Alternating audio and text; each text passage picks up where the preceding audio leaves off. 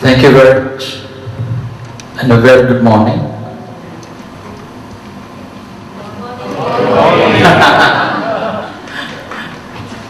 I can be excused if I'm sleepy because I didn't have breakfast. First of all, I'd like to express my praises and gratitude to God Almighty, the most compassionate, the most merciful, for making it possible for me to be here to share with you. And of course, to thank the organizers, the Eco Harmony and Kampung Senang family, and then to greet you all with the greetings of peace. Assalamu alaikum.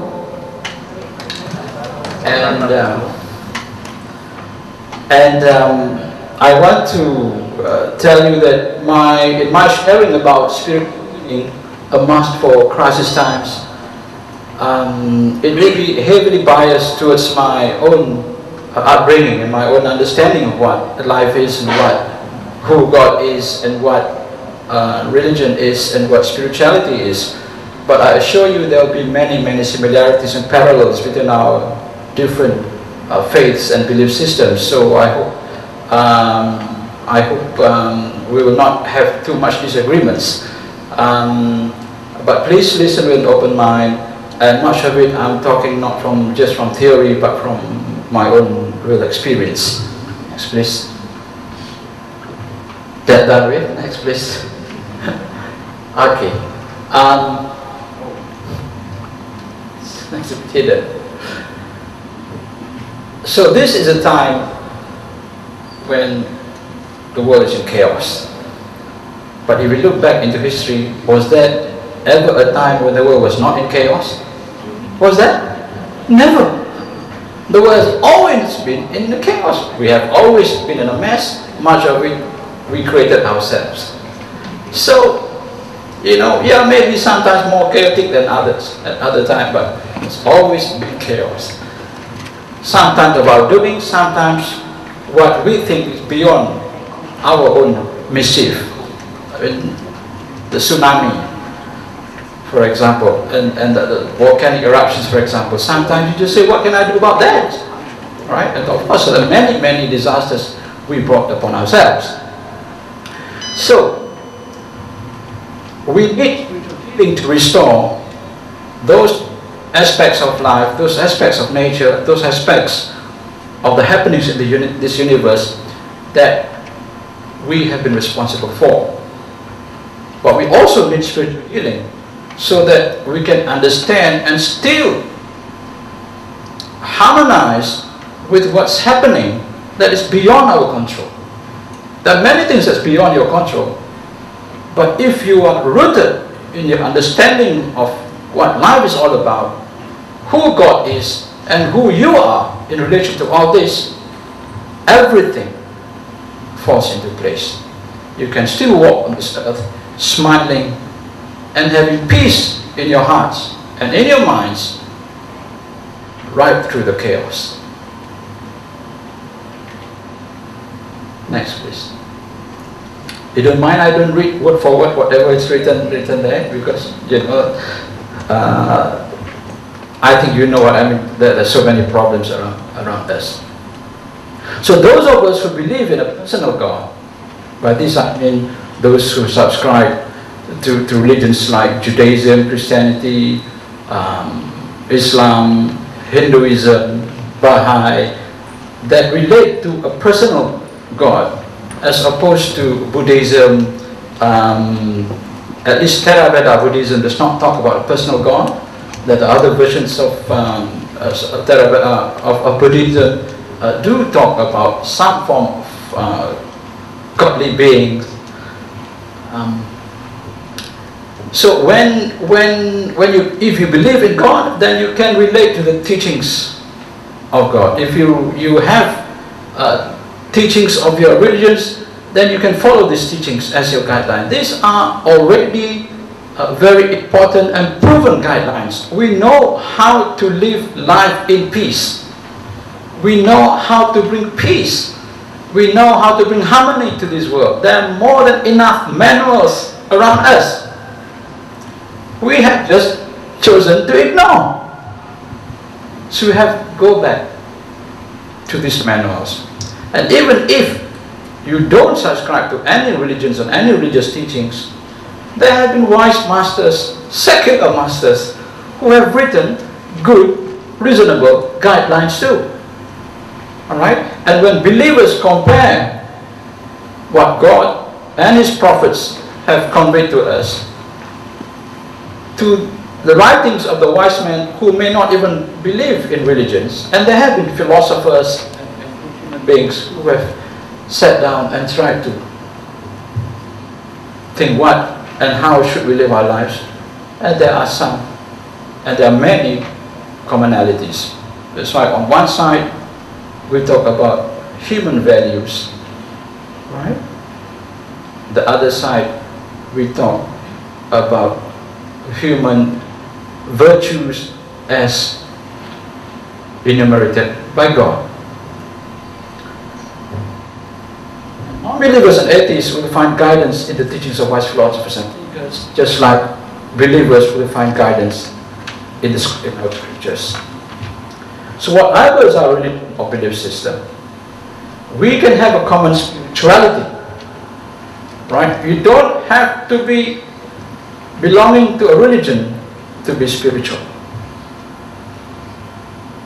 And this common spirituality that should unite us for our common good. Right? Those who have religions may not even be spiritual. And those who don't have religions, whether they realize it or not, may be more spiritual than those who have religions. Alright? So do not equate religion equals spirituality. Religiosity is different from spirituality. Next please. So together we shall explore where we have gone wrong. And I think a lot of us have been done yesterday. We know where we've gone wrong. We have polluted the environment and done so much damage. So I'll concentrate on what we should do to ourselves. Now, all the spiritual masters have taught us that the solutions to all our problems lie within ourselves. Alright? But it does not start here. Alright? It does not start in our minds. It starts in our mind. Alright? The solutions to all our problems lie here.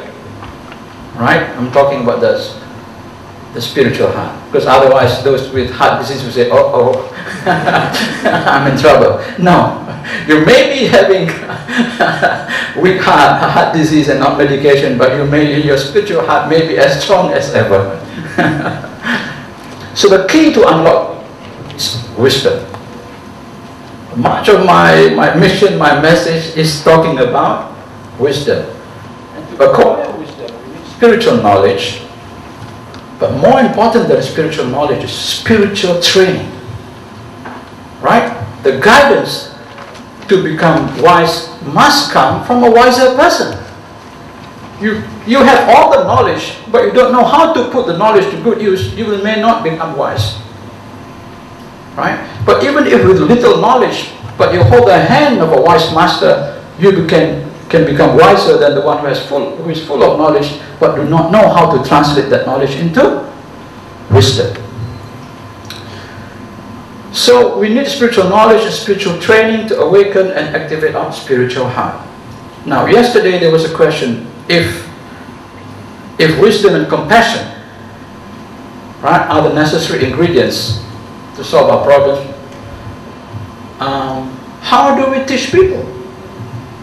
Right? So first I want to address, I do not mention compassion there. It's not that compassion is not important. To me, wisdom comes first. You can be compassionate, but without wisdom, your compassion can be wrongly applied. You walk along the road and you see a chick about to hatch from the egg. And here you are, so compassionate, so helpful, you go and help break the egg and let the chick out. Have you done the right thing? No. Right? You have condemned the chick to having a weak neck. Part of God's plan is for the chick to peck and strengthen the neck so that when it comes out, it has a strong neck. And here you are, a compassionate person, Alright, seeing the chick having trouble, you break the egg and let the chick out, and the chick will be walking around like this. Alright? The wise one will know, I will not interfere with nature. Alright? So wisdom comes first. Wisdom then makes compassion and every other virtue fall to the right places. So to acquire wisdom, you need a wise teacher and master to guide you. And just look at the ordinary lives. Even if you're a gifted sports person, you know you can only achieve your maximum potential if you hire a coach.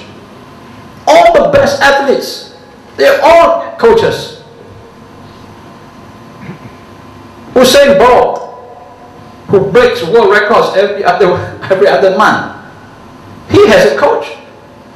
His coach cannot outrun him.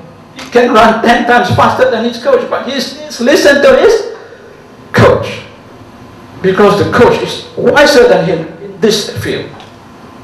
The coach will enable him to excel to his maximum potential.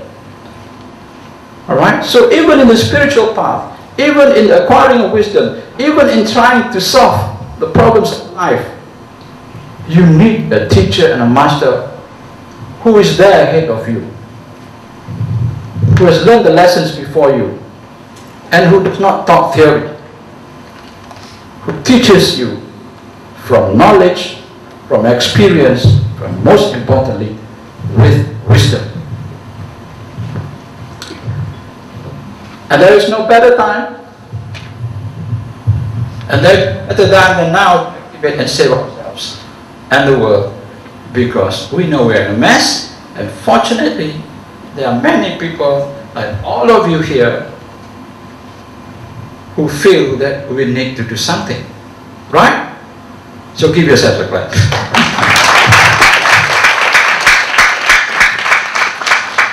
Next. All right. I'm not asking you to follow my masters. You follow your own master, right? All the masters, they are masters because they have been assigned the task of leading humanity, right? And each and every one of them may be teaching different things, but there's so many things that need to be done. All of us need not be doing the same thing. Okay? So this is God's plan. Learn from your own masters. Learn from your own teachers. Follow their examples. Acquire their wisdom. Right? I've been fortunate that God has sent me 3 Sufi masters. These are the Muslim spiritual masters. One is from Europe. Second one is right there in Malaysia. Third one is in New York. So I have 3 masters guiding me, 3 Muslim masters. But that's not enough. God sent one from South India, a Hindu master, also to guide me. So I have 3 Sufi masters and 1 Hindu master guiding me. Next, please. So this is my first Sufi master, and he's the oldest of the 3. His name is Sheikh Muhammad Nazim Adil Ahqani. He's also the Grand Mufti of Cyprus, you know, the Turkish Cyprus, right? He's a Grand Mufti and a Grand Master of the Sufi path. And there are many, many Sufi paths. He's the Grand Master of the Naqshbandi Sufi path. But you will find that we Sufis, in many communities among the Muslims, we have to work underground, because the others, Muslims, who are less attracted to the spiritual path, tell us that we are deviants. Next, please. This is my master, yoga master. So I'm also initiated Kundalini Yoga path, South India. Last night we were sharing, and I was telling them how, when he told me that I am to succeed him, I asked him, "You're a Hindu, right? in the past 10 years, God has sent me 3 Sufi masters to tell me what is my mission. What am I supposed to do? But they're all Muslims and I'm Muslim. You're a Hindu and you tell me I'm to succeed you. Then same God told them, telling me now.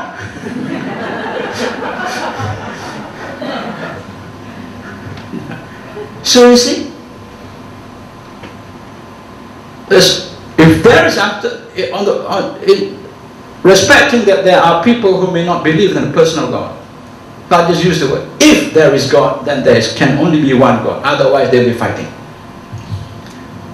And therefore, this God is the God of all, including those who don't believe in Him. Is still a God. All right, and those who believe in Him, having different religions, they are gods, even if they know Him differently and call Him by different names. And in my own experience, this is, a first-hand example. A Hindu master telling me, same God speaking to my Sufi master, now speaking to him, telling me, you're my successor. Now, all right. So, back to the problem. We agree the world is in a mess? Okay. All right. I just want to get you grounded. Everything that happens has a spiritual basis. And if it has a spiritual basis, it must have a spiritual solution. Everything, nothing happens in your life, in this universe, nothing happens without God's knowledge, but not just His knowledge, but His power of determining what happens next. All right? Because it was He who determined what happens now. The laws of God, I mean, God's law, if you believe in God, the laws of karma, the laws of nature are all the same. Alright? You reap what you sow. Good begets evil begets evil, and the reward or retribution will be done at the most appropriate time. Alright? So you cannot escape, right, the results, the fruits of your actions, whether it's good or bad. But sometimes, for those of us who believe that the world is not restricted to this earthly existence, right, the story continues into the next phase. So sometimes we see people not punished. For those who believe in karma, they say, don't worry, right, and they will get it the next night. For those of us who believe there is no reincarnation, and we had a short discussion last night regarding that too, all right, don't worry, you face the music, all right, in the hereafter. So there's no escape. There is no escape. But before that happens, in this lifetime, our past mistakes can be rectified by repentance, prayers, good deeds, and asking for forgiveness if we have hurt anyone. And that applies not only to us as individuals, but also humanity as a whole. Alright? Humanity can still repent. Humanity can still put things right. And always, wise actions can certainly put things right. Because sometimes you think it's not possible. Things have gone so far, it cannot be put right. Then you have put restrictions on the power of God. You may be powerless, right? But all God can do is just say, be, and it becomes. Right? But we must be worthy of that godly intervention. Next, please. Okay, so we know that we brought upon ourselves most of this crisis because of our ignorance, greed, arrogance, recalcitrance, disregard, and disseverance. I mean, we separated ourselves from the laws of God, karma, and nature. For believers, all these are but just tests upon our faith, our patience, our understanding, and wisdom about God's plan. Right? No matter how bad things are, please ground yourself and remind yourself that God, most compassionate, most peaceful, most powerful, is totally aware, totally in charge of the situation. Right? You are just but a pawn put in the mess to see whether you do what you are supposed to do. Right?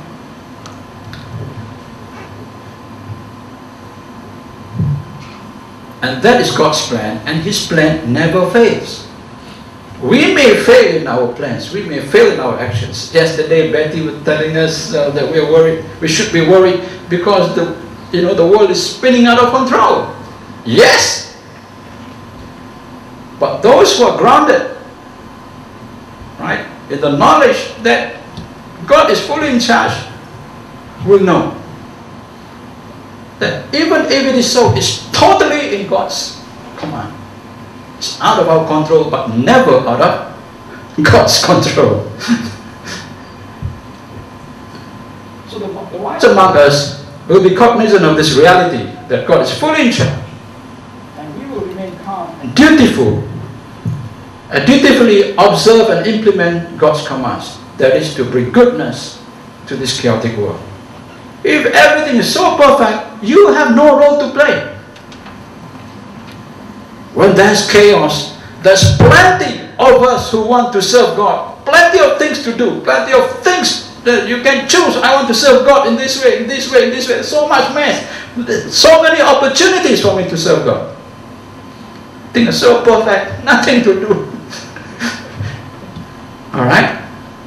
And you'll be doing all this while remaining calm, because while there is chaos, you are in harmony with God's plans.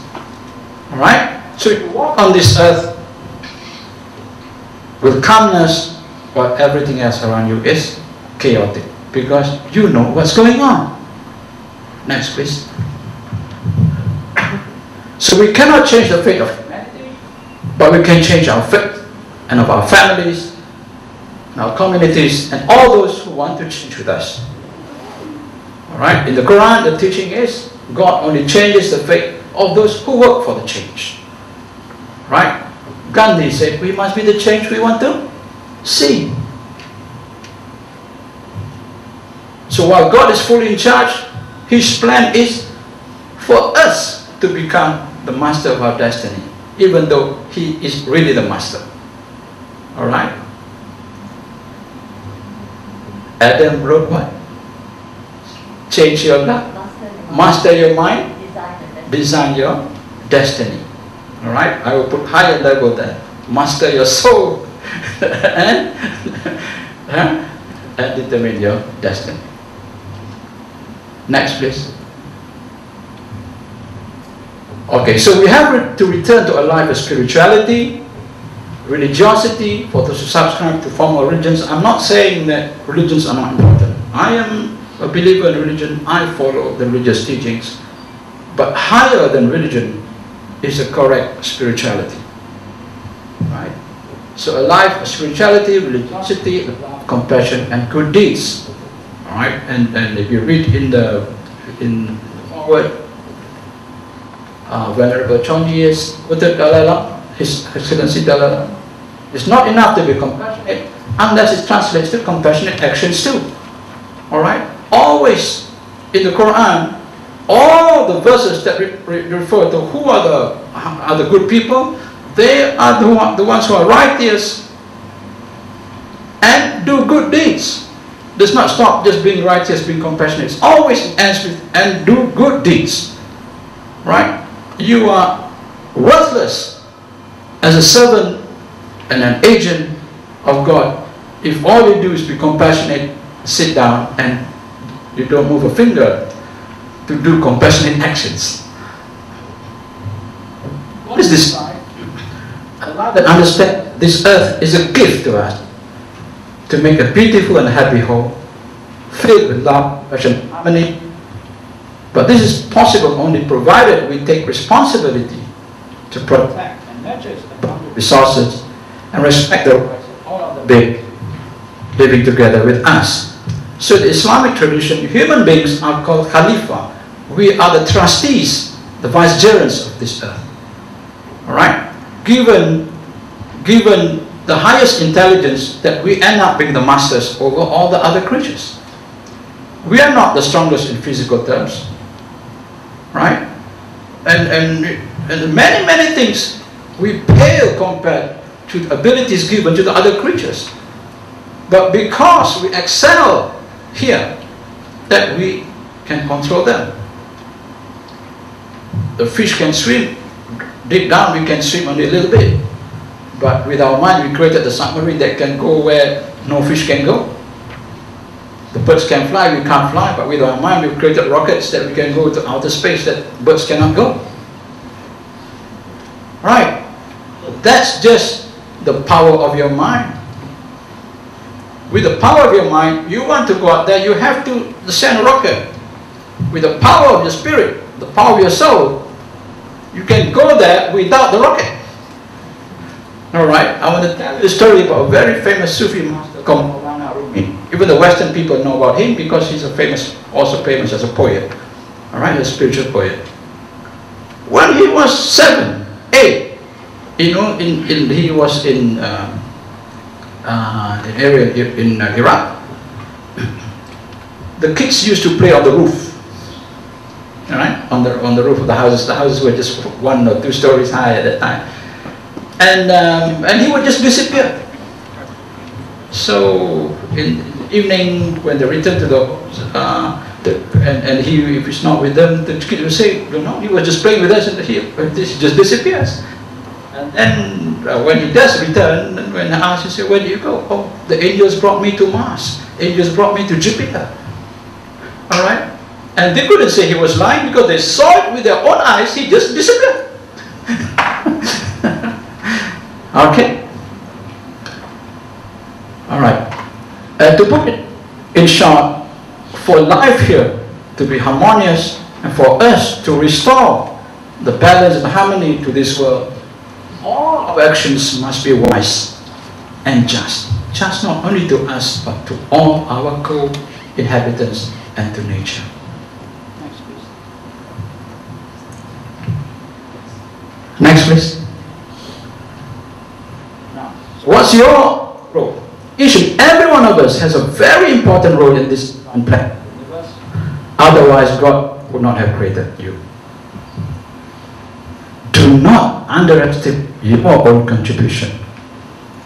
Or if you're not contributed yet, do not underestimate what you are expected to contribute.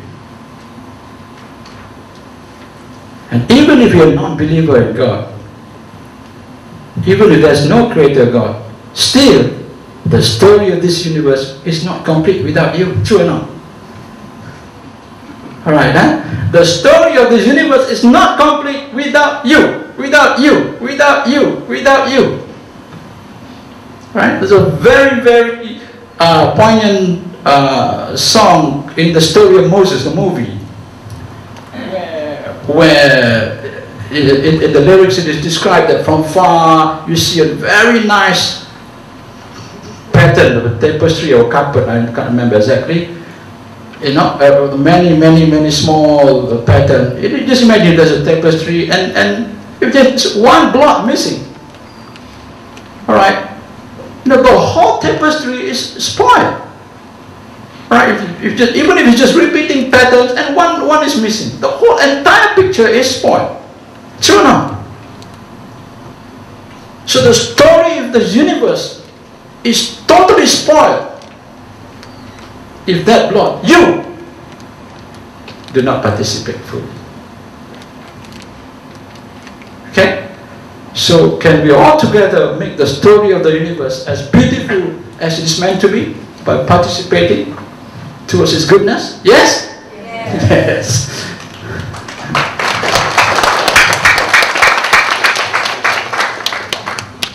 Please. Alright, but there are others beside us. Of course, there are the animals and the plants. We are not alone. There are the angels, the genies, and other spiritual beings, departed spirits, other sentient beings. They do have influences upon us, and us upon them. Don't think it's only them, right towards us. They do get involved directly in our affairs, sometimes knowledge or our consent, but more often upon request. Especially in healing and in black magic. There was one day I was sitting in my clinic and one lady came to me. You know, she lined up with all the other patients and her turn. I said, "What's the problem?" She said, "Doc, I need your help." I said, "What help? What's your problem?" He said, no, I have a spirit partner, but she's giving me problem now. I said, what? This is my gynae clinic, and I'm a gynecologist as well. Then she described, she said, in the beginning, the spirit assisted her in healing by taking out the illness from the ill person, transferring to her. Right. So the person comes, she said, yes, and the spirit does that. She said, so what's the problem? You know, she would get the sickness for a while and then you go off, but the person is healed. So what's the problem? She said, now, without even me saying yes, she does that. She has no choice now. Every sick person comes, before she can decide, the spirit transfers to her. Right? So I said, so, please block help. So I said, okay. I said, you have to make two choices. One, if you decide to continue as a healer, you have to tell your spirit helper, right, to leave you, and you have to move on to acquire a better method of healing. All right? The healing is a whole spectrum. The highest level is when your assistance comes directly from God the Creator, for those of us who believe in God. Meaning there's no other intermediary.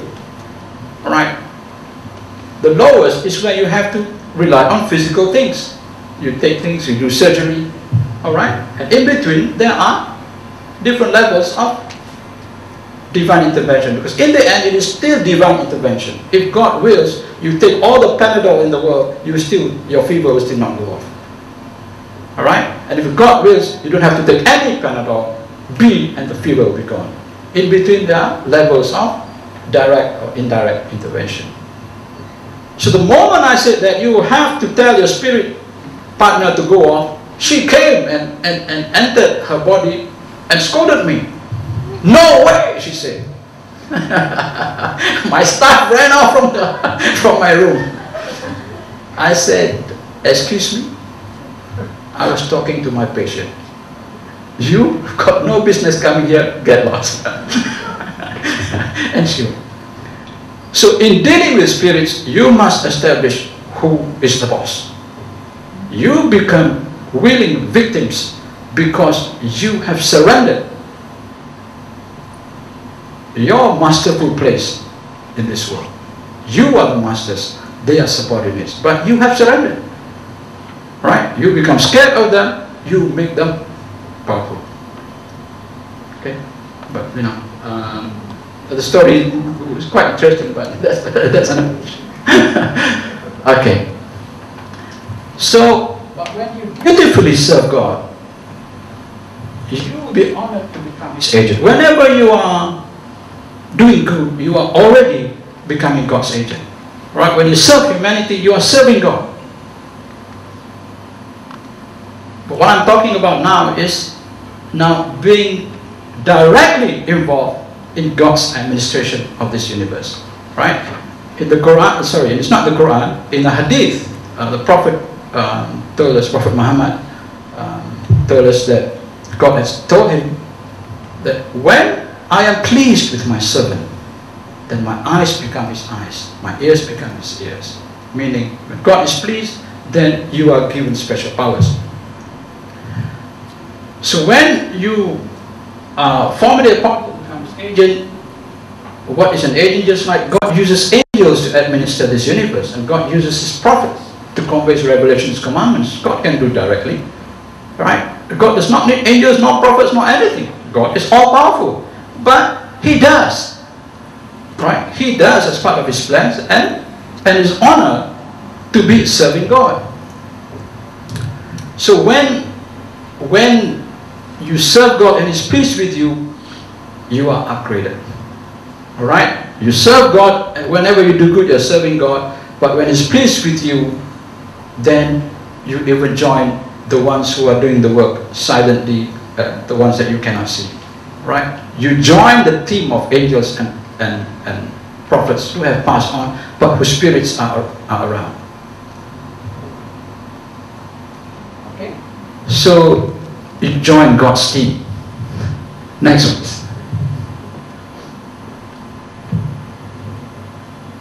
So the key to restore our harmonious and beautiful life, fruitful life, sorry, because this board is blocking, is back to about being wise. To keep ourselves spiritually, mentally, physically healthy, that is understood. To keep ourselves beneficial knowledge and acquire a character of purity compared to certain good and do to ourselves, everyone, all living beings, to nature, and Mother Earth. Next, please. So back to what do I mean by wisdom? I've given an example earlier on about what to do when you pass by a chick about to come out from a shell, right? If you just have compassion, you may do something that will condemn the chick to death. All right. So wisdom means knowing what, when, how it's good, and what, when, how it's not. All right. You have all the knowledge in front of you. You're wise. You know when to do, what to do, how to do, and also when not to do, how not to do, what not to do. It is making the choice for action or inaction that gives the best outcome for the universe, which will include us, right? Because remember, we're that one beautiful small piece of that tapestry that without us, the whole thing will not be that beautiful after all. Yes, our teachings may have differences. We may disagree. In that situation, let us not quarrel about our different teachings. You do what you think is best according to your teachings. In the eyes of God, you will be righteous even if your choice was not the best in His knowledge and wisdom. But if you're righteous and also did the right thing, then you'll be doubly rewarded. Right? So this is where wisdom is very important. Right? You have the right knowledge, but because of lack of wisdom, you do something, it turned out to be something wrong. Right? You will not be punished. You had good intentions, but the lack of wisdom deprives you from also doing the right thing. And this has happened many times in our lives. Right? You wanted to help, you find out that you did the wrong thing. Next, please. I still have time, Elaine? Yes. Okay, now go into details about what is meant by spiritual healing. But then we divide into spiritual healing of the soul, the mind, and the body. Spiritual healing of the soul is to liberate it from a state of ignorance and disobedience to the laws of God, to the laws of karma, the laws of nature, to a state of understanding and wisdom, so that it will function in harmony with these laws that will guarantee a peaceful, fruitful, successful, happy, and harmonious existence, even if everything around you is chaotic. That's important. All our major problems that have caused chaos in this world can be solved by us understanding our role in this universe, I've said earlier on, living in harmony with God's plan and His guidance, and patiently but surely working towards repairing and reversing the damage done. The masters and the enlightened souls has immense spiritual power to influence people and change things, and their power is only limited by God's will and God's plan for him or her, the enlightened soul and the master. Right? And we've seen this. Look at Venerable Chenji, Suchi Chenji. You know how one woman has affected positively the lives of millions of people all over the world. Yesterday, while you were having lunch, because I'm fasting, I was watching the video on her work in Iran. She, you know, a woman, a monk from Taiwan, building schools in Iran. And everywhere, I think she has built thousands of schools. That's the spiritual power of just one frail-looking woman. Alright? And there are many examples of that. So yes, physical power, we're not strong, you know, we cannot fight an elephant. With our mind, we can make a tank that can, right, overcome 100 elephants. But with our soul, infused with spiritual power, all that is nothing. All that is too small. Right? There is no limit to what spiritual power can do. And the limit is only how much God wants you to be His agent. Alright? If He wants you to be the one to change half the world, half the world will listen and follow you. Next please. Next please. Okay. Now about the mind, spiritual healing of the mind is to acquire only useful knowledge. And then put this into practice, experience, understanding to benefit both the spiritual and the physical lives. Right? Because the mind is not only the data collector, but it's also a place where it is processed. Okay? But application is physically and spiritually. Alright? And just repeat what is meant by spiritual lives and physical lives. Next please. What about spiritual healing of the body? This is to tap on the divine healing energy or the spiritual healing energy to cause healing at the physical level. For healing to occur at the physical level, there must be a change at the molecular level, because now we're talking about physical. Alright? And then you have to talk about physics and chemistry and biology. So when spiritual healing is able to change things physically, this is evidence that of the spiritual nature of all things. Alright? Einstein, E squared mc squared have shown us that matter equals energy. But energy healers also know this, because through energy they affect physical change. They cause physical healing. Next please. Now spiritual energy, when it comes to this aspect of life, is the highest form of energy, because it is the energy of creation. From nothing, right? God created the universe. So it is creative energy that makes matter. So if matter equals energy, and this energy originated from the spirit, then you understand that there's unity in this creation. There's one description that matter is actually condensed energy. Now, some food for thought. If you go into quantum physics, then you will know that inside every atom there is the electron that's spinning so fast that you can never at any time pinpoint where it is. So they describe it as the electron cloud. You know, it's all so fast, it seems to be everywhere all the time. Alright? So how did it start? When will it ever end? It will never end. You know, what is powering the energy of the electron? Spinning all the time. It defies.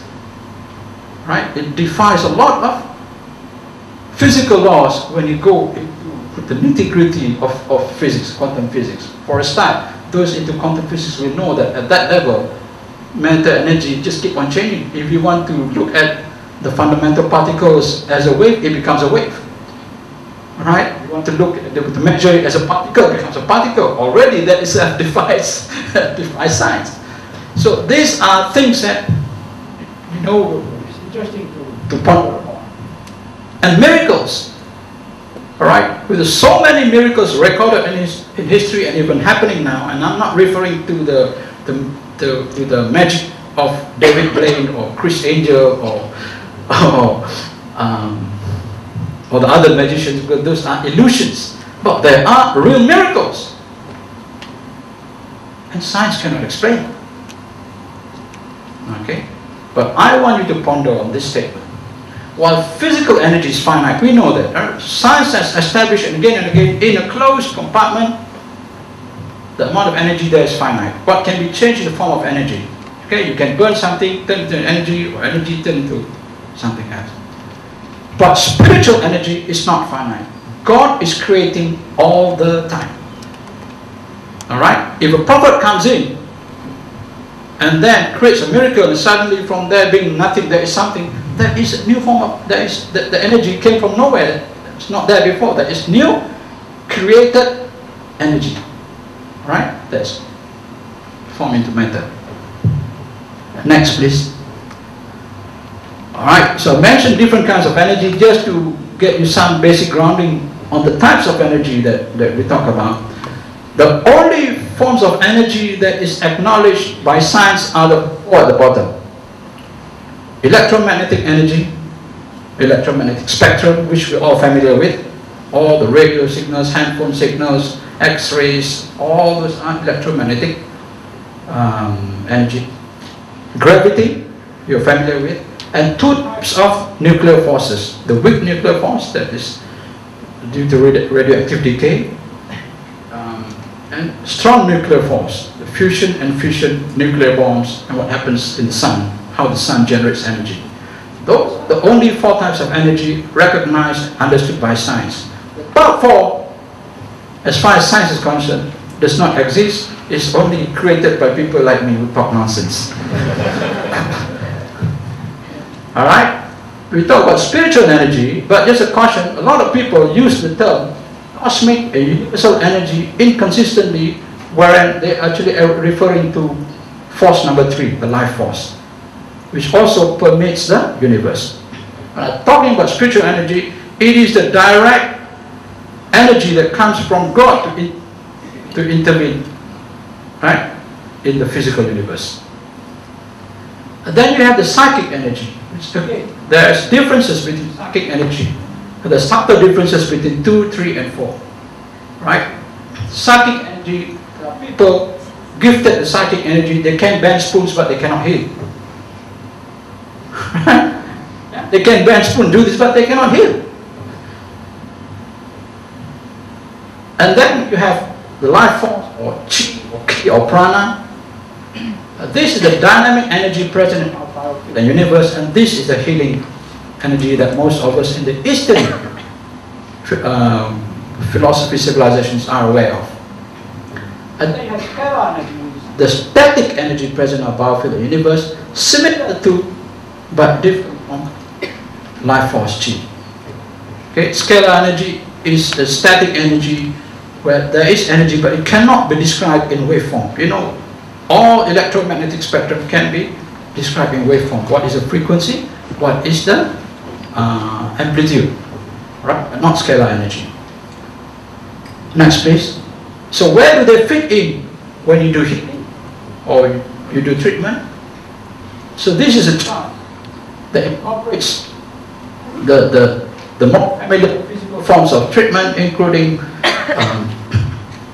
using surgery, drugs, radiotherapy, magnetotherapy, electrotherapy, light, laser, radio frequency, ultrasound, and all things we are familiar with, or intervene at the molecular and physiological events.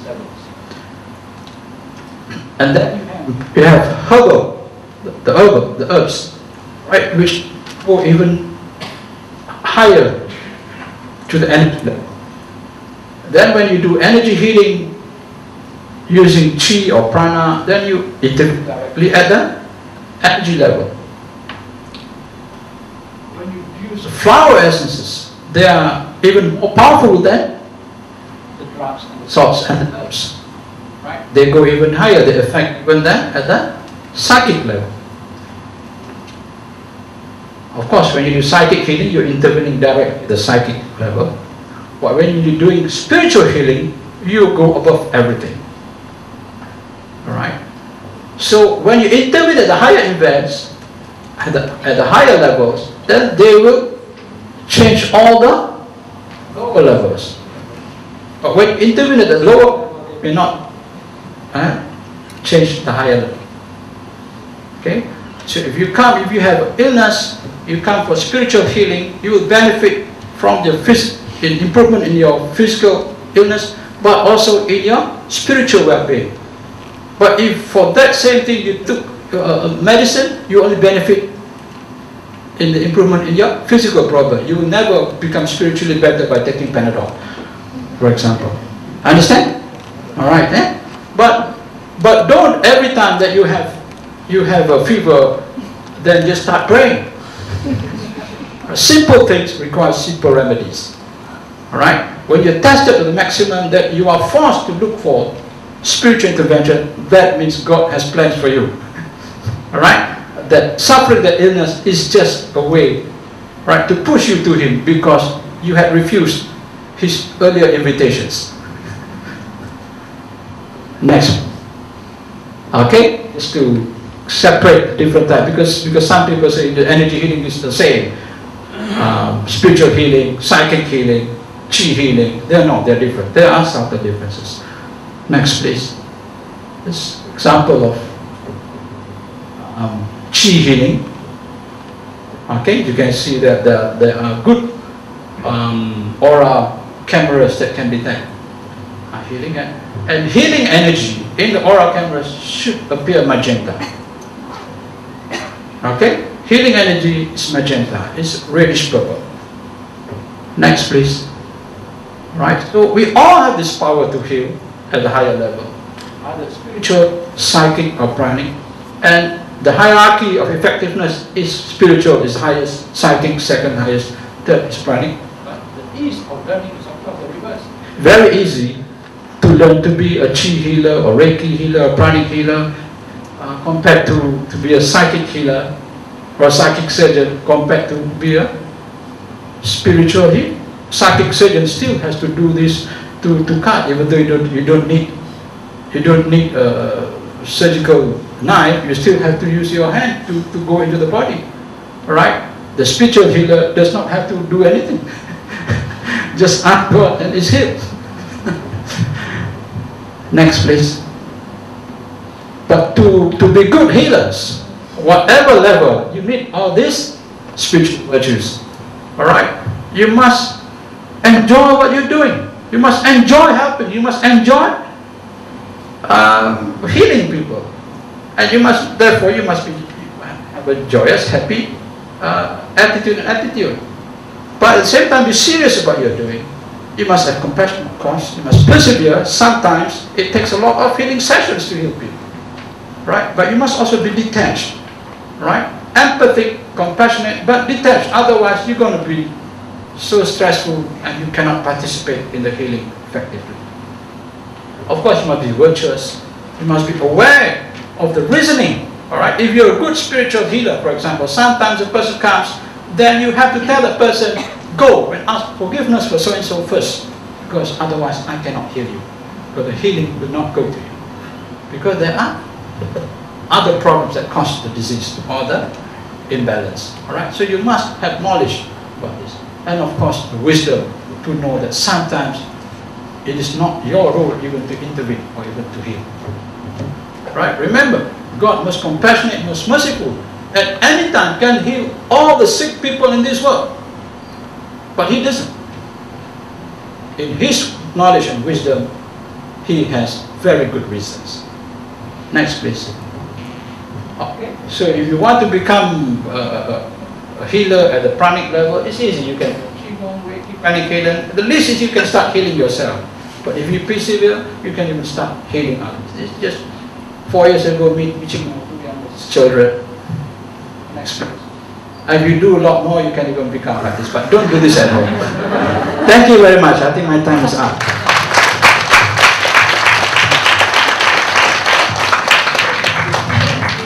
Thank you very much. And you made perfect sense to me, Dr. Amir.